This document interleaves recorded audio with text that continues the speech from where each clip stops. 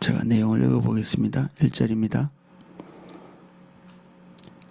내가 내 음성으로 하나님께 부르짖으리니 내 음성으로 하나님께 부르짖으면 내게 귀를 기울이시리로다. 나의 환난 날에 내가 주를 찾았으며 밤에는 내 손을 들고 거두지 아니하였나니 내 영혼이 위로받기를 거절하였도다. 내가 하나님을 기억하고 불안하여 근심하니 내 심령이 상하도다. 주께서 내가 눈을 붙이지 못하게 하시니 내가 괴로워 말할 수 없나이다. 내가 옛날 곧 지나간 세월을 생각하여 싸우며 밤에 부른 노래를 내가 기억하여 내 심령으로 내가 내 마음으로 간구하기를 주께서 영원히 버리실까?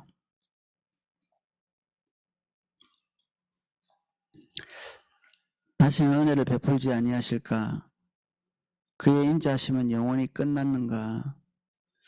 그의 약속하심도 영구히 패하였는가? 하나님이 그가 베푸실 은혜를 잊으셨는가? 노하심으로 그가 베푸실 긍휼을 그치셨는가? 하였나이다. 아멘. 1절부터 살펴보겠습니다. 내가 내 음성으로 하나님께 부르짖으리니 내 음성으로 하나님께 부르짖으면 내게 귀를 기울이시리로다. 이 아삽의 시 77편이 한 면에서는 개인적인 고통, 어려움, 그 속에서 부른 노래, 시 이렇게 얘기하기도 하고, 한 면에서는 이게 공적 기도에 속하는 그런 노래니까 그렇게 이해하지 않고 지금 이 아삽이 살아있는 시대적 상황, 그 국가적인 위기 뭐 이런 것들을 보면서 고통스러워하는 그런 노래 두 가지로 이렇게 이해합니다. 후자라면 이해할 만하고 또 전자라 해도 뭐 얼마든지 있을 수 있는 그런 일입니다. 이스라엘 백성들이 하나님께 왕을 달라고 구하죠. 하나님께서 그렇게 탐탁하게 여기시는 어떤 정치 구조가 아니었음에도 불구하고 하나님께서 그것을 허락하십니다. 그 안에서도 잘하면 되니까. 조금 옆으로 빗나간 거죠. 하나님이 진짜 왕이셨다면 그들이 왕을 구하지 않았을 텐데, 구조 자체가 중요한 문제가 아니기 때문에 그들이 하나님 앞에서 올바른 반응을 해주기를 기대하고, 그리고 그들의 자유의지를 묵살하고 무시하고 짓밟는 것은 하나님과의 사랑의 관계에 중대한 문제가 생기고, 이것은 강요해서 순종하게 하는 것보다 훨씬 더 나쁜 방법이죠. 자유의지를 묵살하는 것은. 그래서 사랑의 관계 안에서는 함부로 큰 소리를 이렇게 얘기하기도 어렵습니다. 내가 가지고 있는 위력을 이렇게 과시할 수도 없죠. 내가 고집스러운 이런 그 주장을 상대방에게 관철하기 위해서 인정사정 볼 것 없이 그냥 막 몰아붙이는 것은 사랑을 떠난 것입니다. 상대방이 정신을 차리고 자기 자발적인 의지에 의해서 뭔가를 선택할 수 있도록 기회를 주지 않는 거죠. 그때는 내 마음이 조급해서 그냥 내 뜻대로 관철되지 않으면 견딜 수가 없으니까 상대방을 조종하고 군림하고, 그리고 내가 가지고 있는 최상의 위력을 과시하는, 그래서 관계가 그냥 끝나버리는. 어쨌든 또 오래된 친구를 만나서 그 가족 이야기를 이렇게 하면서 상대방이 어떤 부분에 대해서 자기의 마음에 들지 않는 것을 이렇게 얘기했을 때, 다른 상대방의 음성을 듣기 위해서 귀를 기울이는 게 아니라 자기 생각대로 100% 자기 의견을 받아주지 않기 때문에 상대방을 위협할 목적으로 더 큰 음성으로 얘기를 하는, 목소리를 크게 했다기보다는 상대방의 위협을 느낄 만한 또 다른 표현의 방법을 가지고 상대방이 말하는 목적은 상대방이 두려워서 자기 뜻대로 질질 끌려오기를 바라는 거죠. 이게 남성이든 여성이든 상대방을 위협할 수 있는 방법을 잘 알고 있고 가끔은 통하기도 합니다. 어떻게 하면 상대방을 위협하고 조종해서 내 뜻대로 이렇게 질질 끌고 올 수 있을 것인가. 끌고 와서 내 뜻이 관철이 되면 성공적이라고 생각합니다. 내 뜻대로 됐으니까. 근데 이게 얼마나 바보 같은 일입니까? 내 뜻대로 끌고 왔지만 사랑의 관계는 붕괴된 것입니다. 내 뜻이 서는 것이 중요한지 사랑의 관계가 서는 것이 중요한지 우리는 이 두 개를 혼동합니다. 사랑이 중요하죠. 관계를 맺을 때 그 사람의 입장을 붕괴시키고 내 뜻을 관철시켰을 때 관계가 성립했다 이렇게 생각하면 이건 너무나 미숙한 것입니다. 그 사람은 이미 마음이 떠나가고 있는데 저번에는 그렇게 얘기하고 있잖아요. 마음이 상하게 한 형제의 마음을 취하는 것은 성보다 어렵다. 성을 취하는 것보다 더 어렵다. 그 나중에 그 마음을 어떻게 얻으려고? 충분히 듣고 충분히 이해하고 같이 의견을 나누고 인내함으로 서로 협조해 나가고 이렇게 하지 않고 위력과시를 하는 나이가 어렸을 때부터 그런 습관을 가지고 있으면 나이가 많아서도 그 방법을 계속 고수를 하는 거죠. 독신일 때 그런 방법을 부모로부터 배우면 부부관계 안에서도 서로 위력과시를 계속 해나가면서 상대방을 내 뜻에 굴복시키기 위해서 몸부림치는 이 바보 같은 일을 나이가 많은데도 하게 됩니다. 50, 60, 70. 그러니까 황혼 이혼을 하고 그러죠. 상대방이 한 번도 이 의견 조정을 해보지 않고 자기 뜻대로 굴림해오면서 남성 같은 경우는 여성을 굴림하고 여성 같은 경우에는 교묘히 조작해가지고 자기 뜻대로 질질 끌려오도록 만드는 한쪽의 마음은 어떻게 됐나요? 붕괴돼 있죠. 이미. 하나님은 이 연합이라는 게 하나가 죽고 하나가 사는 게 아닙니다. 또는 둘 다 죽는 것도 아닙니다. 주님이 우리를 두 사람이 만나게 한다든지 합력해서 만나게 할 때는 이 둘 다 살아있고 만나는 모든 사람들이 살아있는 상태에서 협력하고 자기 뜻을 굽히고 나보다 남을 낮게 여기면서 하나님께서 기대하는 그 짐들을 같이 기쁜 마음으로 짐을 지고 가는 이게 주님의 기대거든요. 어렵죠. 어렵습니다. 오래 걸리고 힘들고 불편한 것입니다.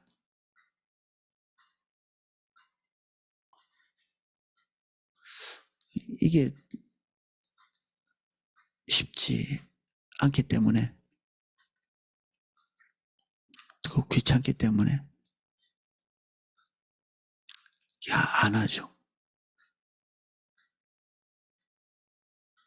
하나님은 우리하고 다르십니다.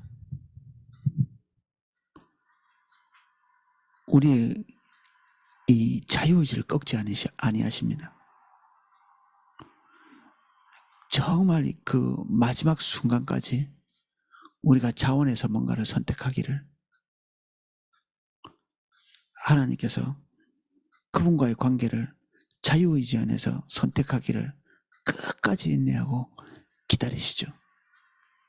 그래서 이스라엘 역사가 그들이 방종함에도 불구하고 하나님께서 거듭거듭 속으시는 것 같으면서도 그들이 원하는 것대로 쭉 이스라엘 백성들은 그렇게 자기 뜻을 관철할 때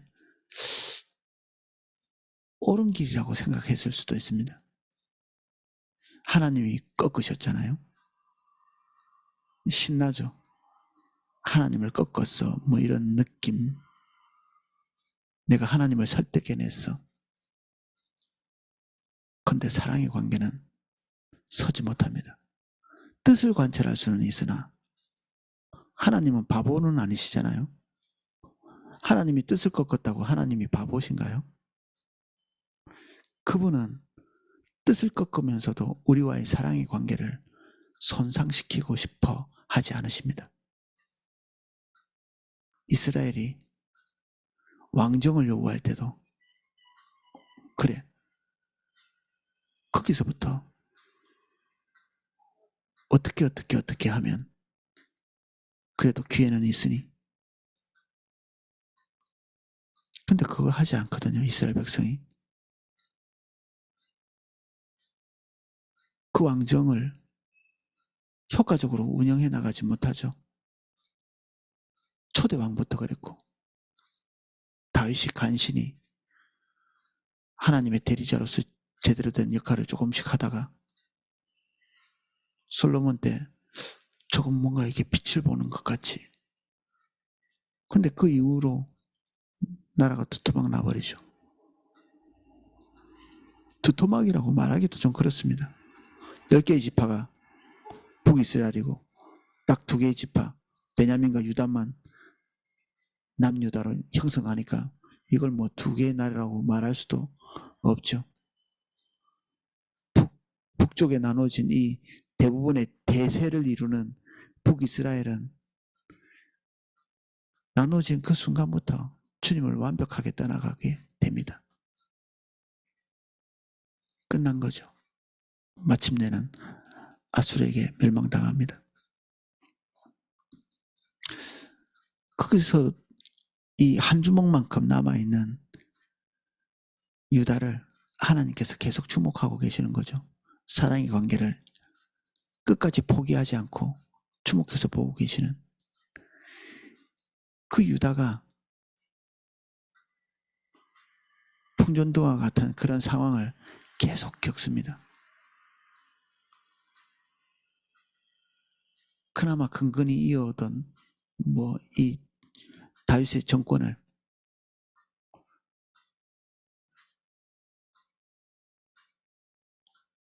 대부분의 왕들이 하나님의 뜻대로 국가를 운영하지 못하면서 이제 심판을 자초하죠.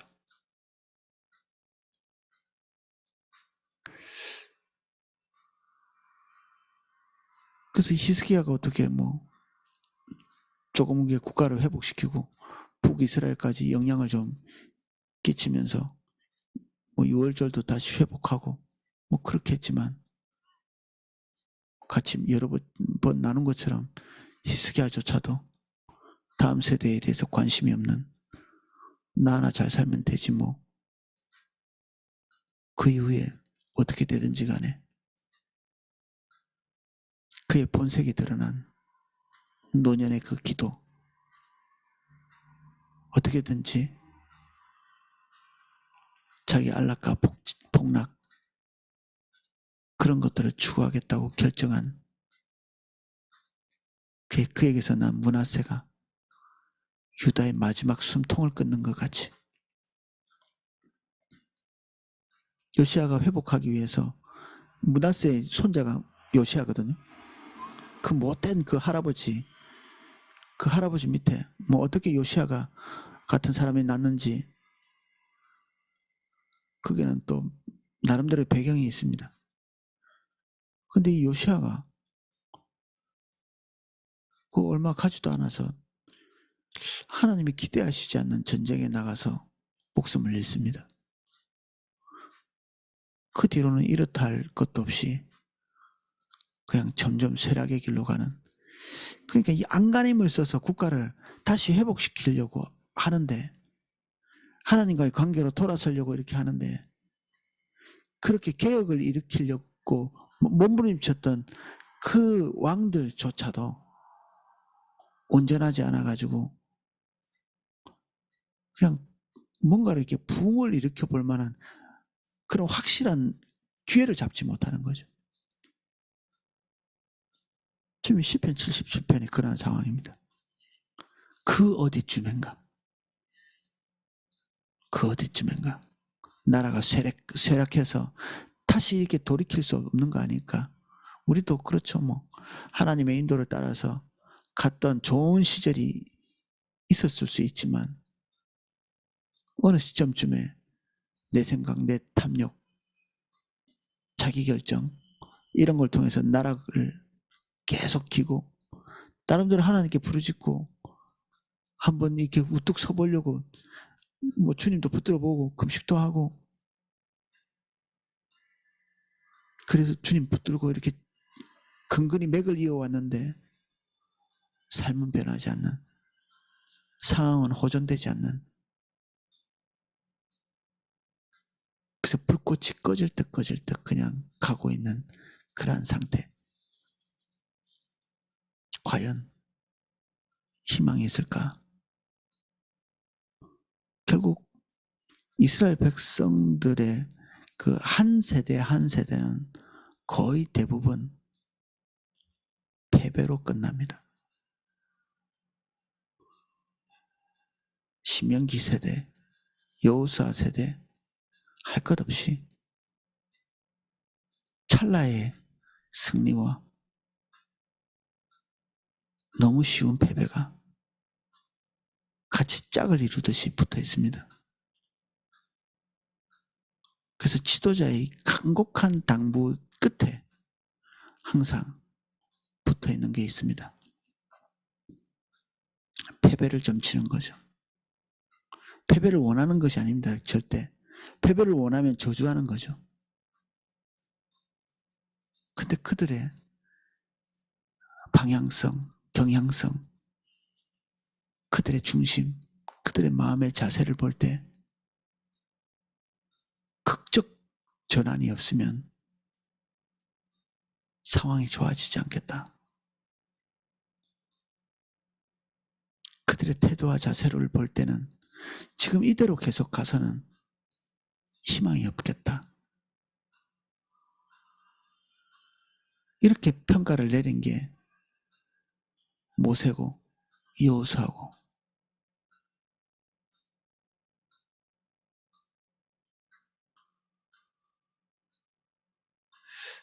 그래서 10편, 77편은 대단히 좀 우울한 경향성이 있습니다. 앞길이 보이지 않는, 한 개인의 문제라면 뭐 또 그럴 수도 있고, 진짜 이 사람이 살았던 시대를 반영하는 시라면 자기 개인의 노력 가지고 되지도 않겠죠.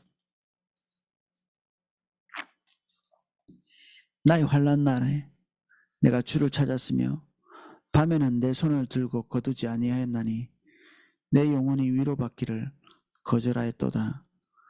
사람들의 위로가 진짜 환난과 고통이 반복되면 소용이 없죠. 사람의 위로가 한두 번이지, 목회자의 위로도 한두 번이지. 그 교회들이 주일날 성도들의 힘이 이렇게 빠져서 이렇게 교회에 오면 설교를 듣고 마음의 힘을 얻어서 돌아가는 이런 구조를 반복하고 있거든요. 세상에서 패배하고 교회에 와서 격려해주는 힘이 나는 그런 설교를 듣고 다시 힘이 나서 세상에 나가서 패배하고 다시 교회에 와서 힘이 나서 또 세상으로 나가서 패배하고, 이것들을 계속 반복하는 것입니다. 세상에서 패배하고 교회 와서 힘을 내고, 세상에서 패배하고 교회에서 힘을 내고, 주로 힘을 내게 하는 원동력이 뭔가요? 목회자의 설교죠. 목회자의 설교가 뭘 설교하나요?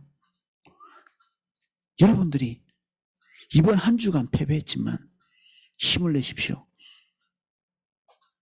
이번에는 성공할 것입니다. 이번에는 하나님이 도와줄 겁니다. 이런 설교로 다시 힘을 내고 얼굴에 웃음을 띠고 예배당을 나가죠. 진짜일까요? 거짓말 아닐까요? 그게 목회자가 성도를 속인 거 아닐까요?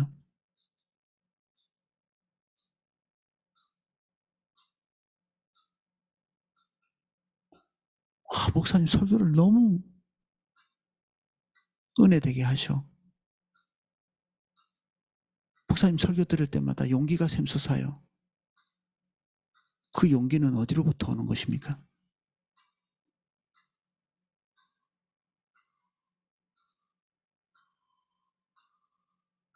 이게 진통제죠. 이게 설교가. 치료제가 아니고 치료가 돼야 되는데 진통만 주는, 고통만 있게 만들어주는.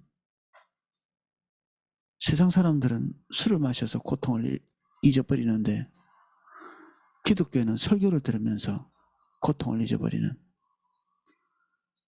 그 고통을 속이는 거는 똑같죠.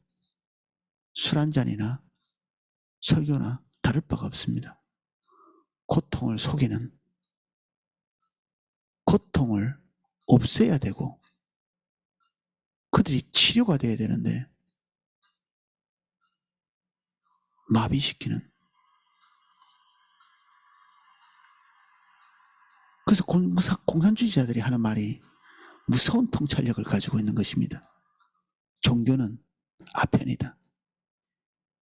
그런 일을 한 것입니다. 교회가. 성도들이 그걸 요구하기 때문에 요구한 걸 준 거죠. 이게 서비스 정신이잖아요. 고객이 원하는 것을 주는, 삼성에서 하듯이, 이마트가 하듯이, 홈플러스에서 하는 것처럼 고객이 원하는 것을 주는. 교회도 헌금하는, 그리고 소속한 그 교회가 해야 될, 마치 이게 마땅한 일인 양 성도가 원하는 것을 주는.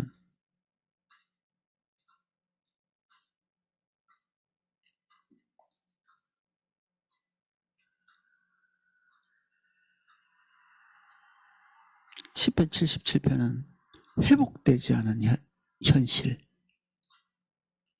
이게 삶의 팩터입니다. 애를 써보는데 회복되지 않은 현실. 이게 얼마나 가겠습니까? 위로하고 격려하는 게.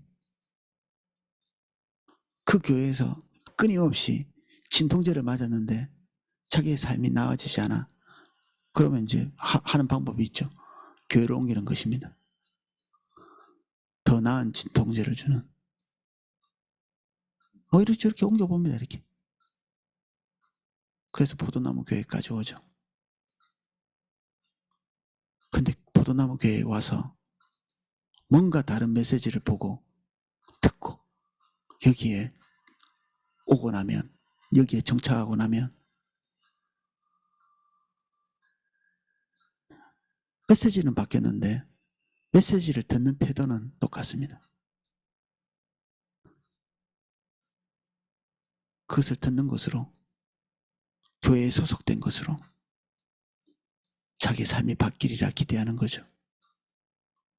처음에는 메시지를 칭찬하고 교회를 칭찬하고 희망에 부풀어 있고 조금 있으면 우뚝 설 것 같이 믿지만 3년이 채 되기 전에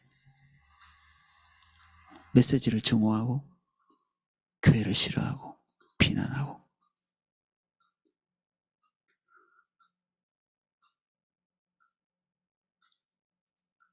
자기의 삶을 돌이킨다는 것은 무시무시한 고통을 동반하는 것이죠. 오죽하면 예언자가 표범의 그 피부의 무늬를 바꿀 수 있으면 구스인의 피부, 이 흑인들의 피부를 희게 만들 수 있다면 너희 마음도 고치리라.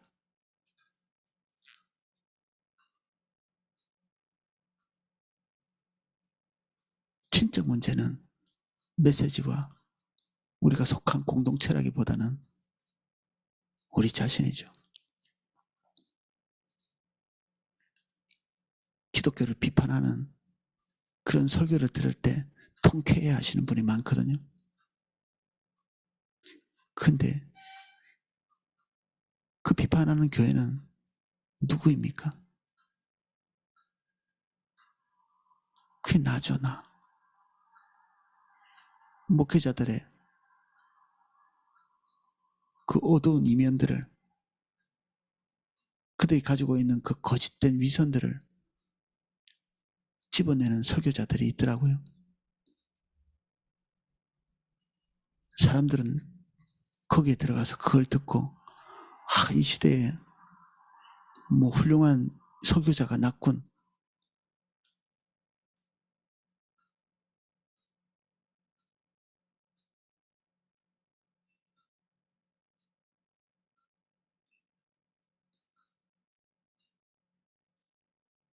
사실 그 타락한 그 설교자의 그 설교를 만들어낸 게 우리잖아요.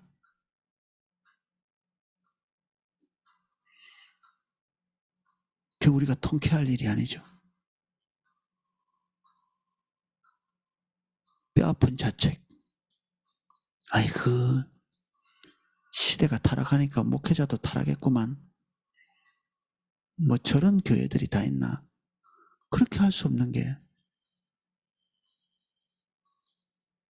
그들이 아니고 우리가 한 몸으로 부름받은 하나거든요.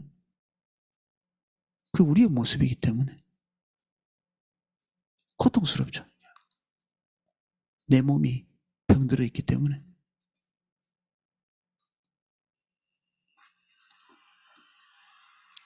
그래서 이제 거짓된 위로 같은 것들이 또는 통쾌한 지적 같은 것들이 어느 시점에는 나에게 효력을 발휘하지 못합니다. 메시지 듣는 것 자체가 지치는, 안 듣고 싶은 거죠. 더 이상 듣고 싶지 않은. 설교가 귀에 들리지 않습니다. 이 사람의 위로받기를 거절하는 이게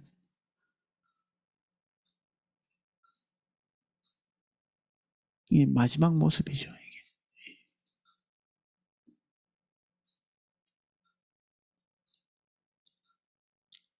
주님이 직접 오셔서 내 영혼을 만져주시는 그 한 가지 방법만 있는데 그걸 안 해본 지가 꽤 된 거죠.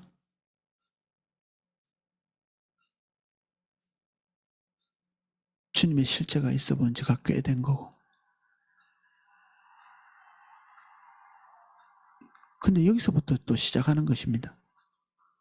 시편 기자가 사람의 위로와 그리고 종교적 정보를 찾아 헤매는 이것을 단념하는 그때부터 시작하는 것입니다.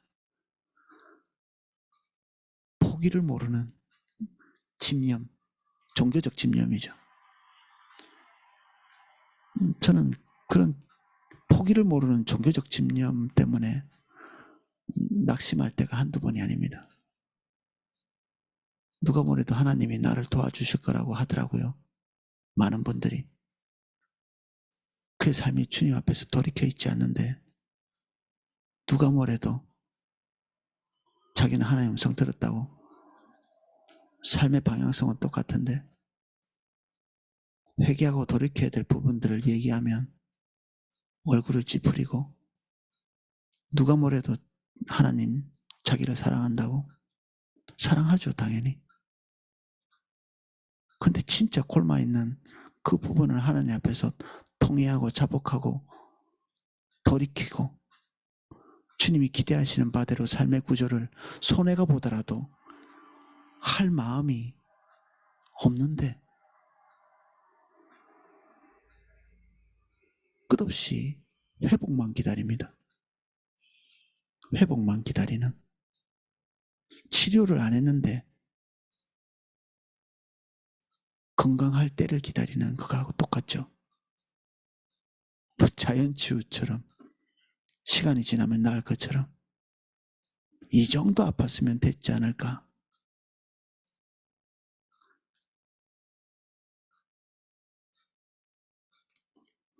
거짓이죠. 우리가 스스로를 속이는 것입니다. 내가 하나님을 기억하고 불안하여 근심하니 내 심령이 상하도다. 이제 어느 정도 가면 이제 아는 거죠. 주님이 함께 하지 않는구나.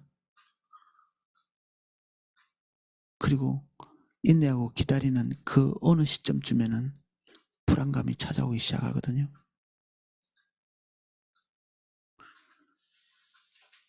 밤낮 부르짖었던 것도 어느 시점이 되면 끊어지고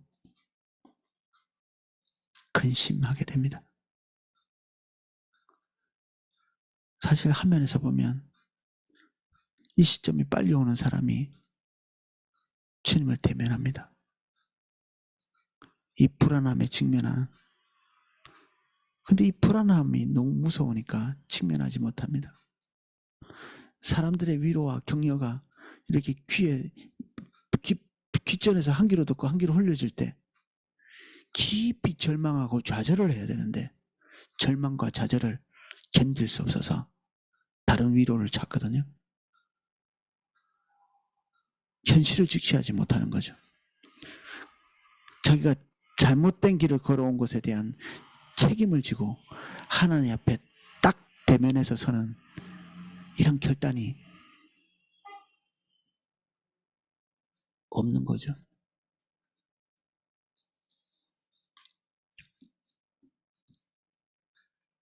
주께서 내가 눈을 붙이지 못하게 하시니 내가 괴로워 말할 수 없나이다. 영혼의 진통을 하게 돼 있습니다. 인간은 영원하지 않고 아무리 인내심이 있고 의지가 대단해도 주님보다 더 강할 수는 없거든요. 자기를 속이는 것도 하루 이틀이지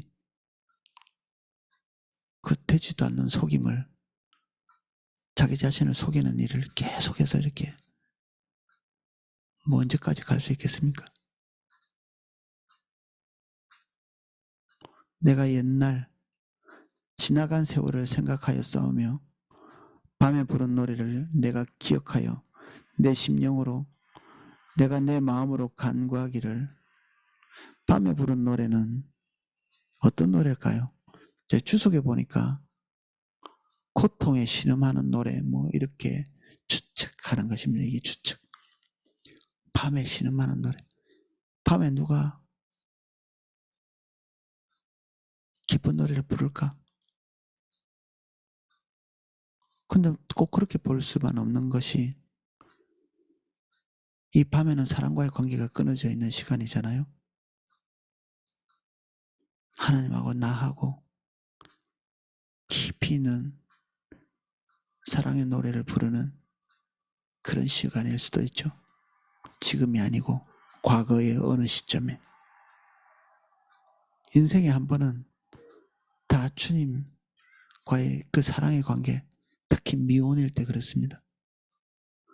그때 경험했던 달콤했던 하나님과의 교제를 어느 시점에는 소중히 여기지 못해서 놓쳐버린 이 밤의 노래를 어떻게 해석하든지 뭐 상관없습니다. 이게 뼈아픈 고통의 노래든지 아니면 주님과 좋았던 그 시간을 회상하며 오늘에는 그것이 웬일인지 사라져버렸기 때문에 고통스러워하던, 결론은 둘 다 고통스러운 거죠. 지금 없기 때문에. 지금 하나님과 살가운 그런 교제가 회복되지 못하고 있기 때문에 고통스러운 것입니다.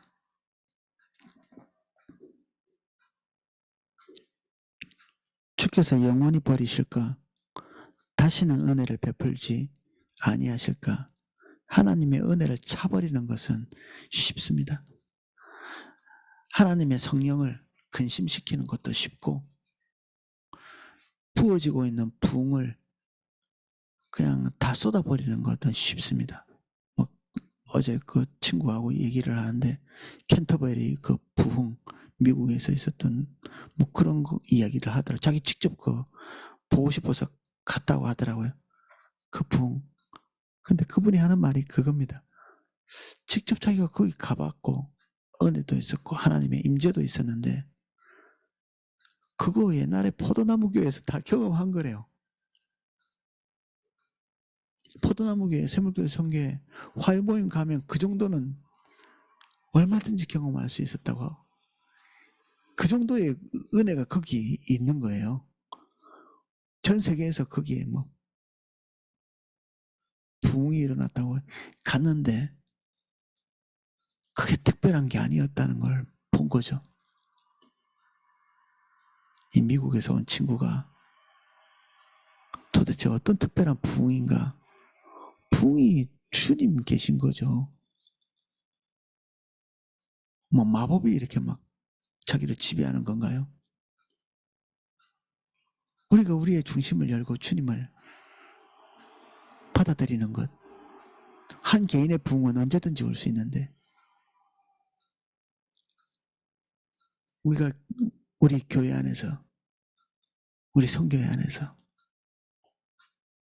이미 경험하고 경험할 수 있고,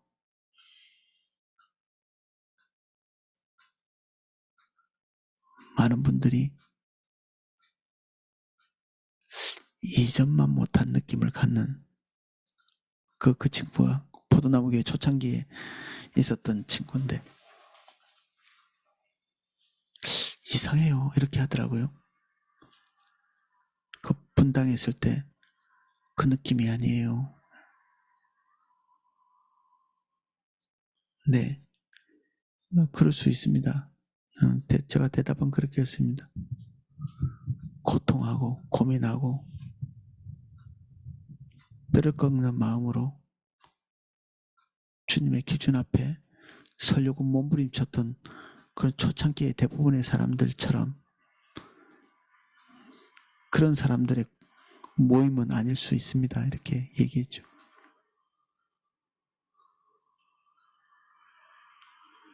이전에 하나님의 강력한 임재를 경험한 사람들은 좋은 공동체에 들어왔기 때문에 그렇게 된 게 아니고, 하나님의 말씀대로 자신의 삶을 부끄럽고 수치스럽고 고통스러운데도 패배의 길을 갈 것이 뻔하게 예측됨에도 불구하고 하나님의 기준을 붙들기 위해서 그것들 다 감수한 거죠.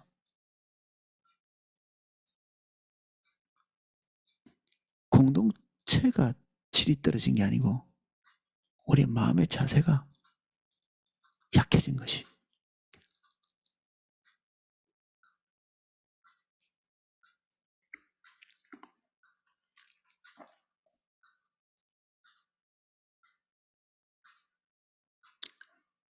이게 질문이지만 이 질문 속에 있는 절망 같은 것들을 느끼시지 않나요?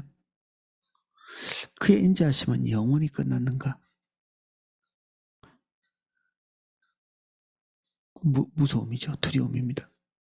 동시에 안 끝났기를 바라는 것입니다. 하나님의 은혜가 안 끝났기를 바라는, 그의 약속하심도 영구히 폐하였는가? 동일하죠. 하나님의 약속이 자기에게서 떠났을까 봐 두려워하는데 떠나지 않기를, 그 약속이 처음에 하나님과의 관계 안에서 자신과 맺었던 그 언약이 부서져 나가지 않기를 바라는 거죠. 하나님과의 언약의 약속을 다 잃어버린 사람들이 부지기수거든요. 모든 사람이 하나님과의 관계를 맺을 때 하나님의 위대한 약속을 경험하죠. 걷다가 다들 그 약속 버리고 자기의 의중, 자기의 아젠다, 자기의 염원을 향해서 가면서 모든 것들을 다 쏟아버립니다. 언약은 맹세와 다르고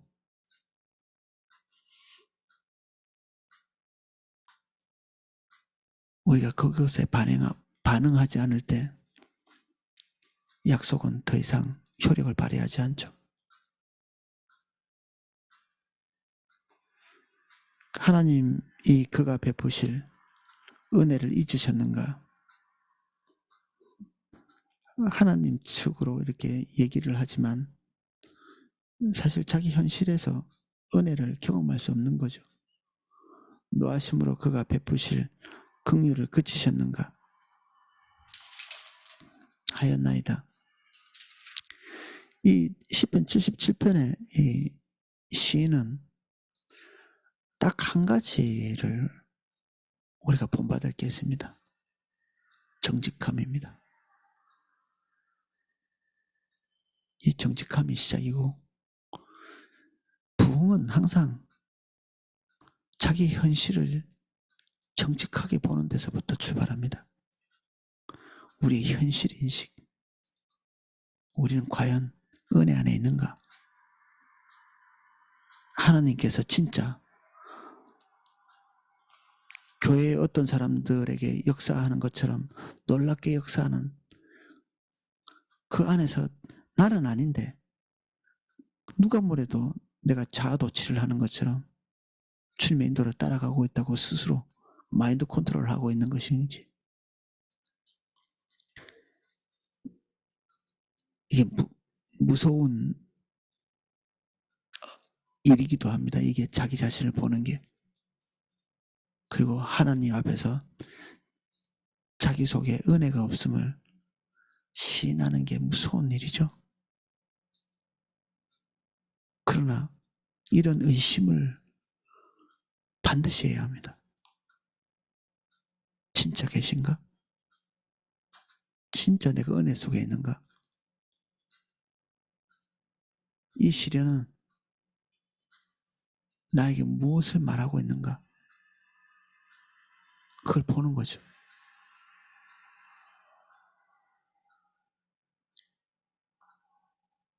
하나님의 사랑이 우리의 눈을 가리는 것이 되거나 마취제가 되거나 그래서는 안 되죠. 하나님을 할아버지로 만들면 안 되죠. 할머니로 만들면 안 되고, 할아버지 할머니는 아이를 교육시킬 수가 없습니다. 너무 이뻐서. 엄마 아빠가 이쁜 아이에게 모진 협박을 하기도 하고 매를 때리기도 하고, 그냥 쳐다만 봐도 사랑스럽고 이쁜데 그 아이에게 차마 이렇게 매를 대지 못하는 그 사람은 그 아이를 나락으로 빠뜨려낸 아이죠. 사람이죠. 할아버지 할머니가 그런 실수를 하죠. 그런데 우리가 하나님이 그렇게 되기를 기대하거든요. 항상 달콤하기를. 하나님 아버지가 아니라 하나님 할아버지, 하나님 할머니처럼 내게 그런 분이 되어주기를, 그런 기대 때문에 이 시편 기자가 말하고 있는 이 지점에 와 있는 것입니다. 오늘은 여기까지 살펴보겠습니다.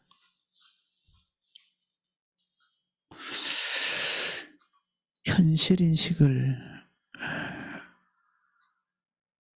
회피하지 않게 해주십시오. 정직함 붙잡을 수 있도록 도와주시고, 두렵지만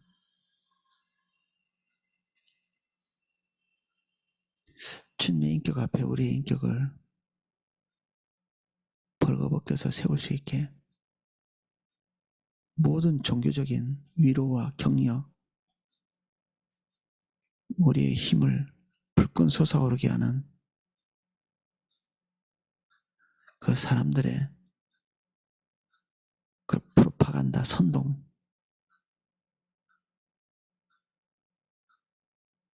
그것을 떠나서 다시 고독한 자리로 들어가게 해주십시오.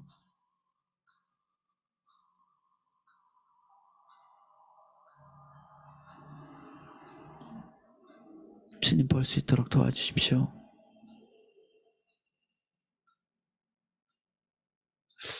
우리 마음속에 일어나고 있는 큰 자책에 대해서 우리가 주님의 인자를 구합니다. 주님 함께 해주십시오. 이 시간 우리가 주님 앞에 반응할 수 있도록 도와주십시오. 예수님 이름으로 기도합니다. 아멘. 예, 제가 기도하실 수 있도록 음악을 방송해 드리겠습니다.